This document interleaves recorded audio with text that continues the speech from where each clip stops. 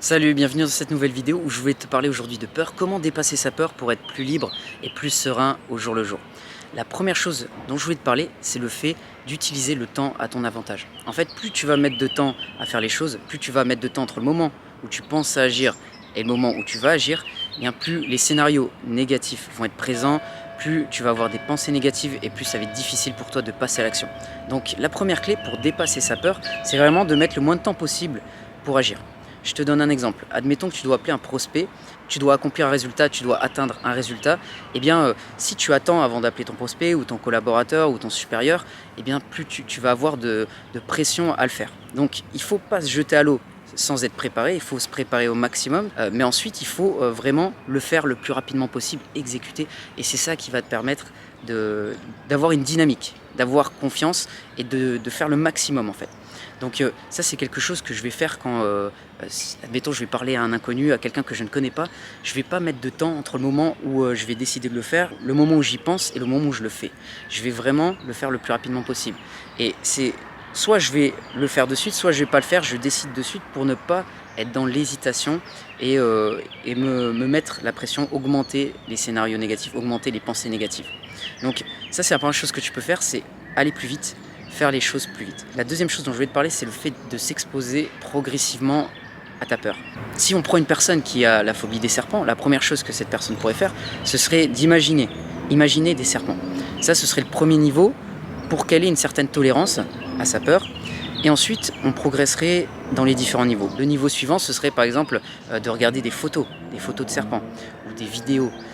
Une fois qu'elle est tolérante par rapport à cela, elle peut ensuite passer au niveau suivant qui est de regarder, de voir un serpent en réel. Une fois qu'elle a dépassé cette étape, eh bien, sa peur a beaucoup moins de contrôle sur elle parce qu'elle est tolérante maintenant par rapport à ce stimuli, cette origine qui déclenche une émotion négative. Donc si tu arrives à déterminer les différentes étapes dans ton domaine pour que tu te désensibilises, eh bien, tu vas arriver à progresser graduellement sans trop te mettre de pression, d'obstacles, de challenge, et tu vas voir des changements positifs. Donc expose-toi progressivement à tes peurs, sans aller trop vite, imagine les différents niveaux.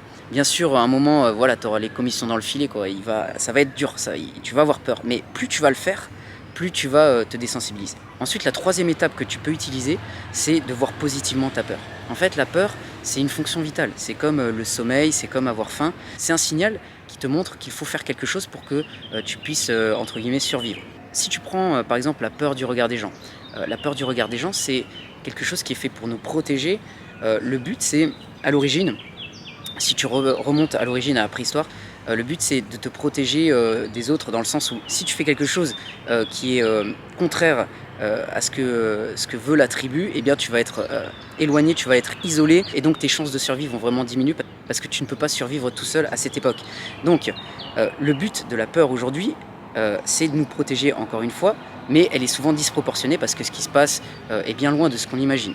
Donc si tu prends cet exemple-là, tu peux dire que la peur c'est fait pour nous protéger, et donc au lieu de tout le temps être dans une lutte perpétuelle et de te dire voilà je sors les gants de suite, je vais lutter, je vais résister par rapport à ça, tu peux l'accepter davantage et te dire voilà je la relativise et je sais qu'elle est là pour mon bien-être, pour que je puisse survivre. Donc voilà les 3 étapes que tu peux mettre en place pour justement dépasser ta peur. Je te dis à bientôt pour une prochaine vidéo.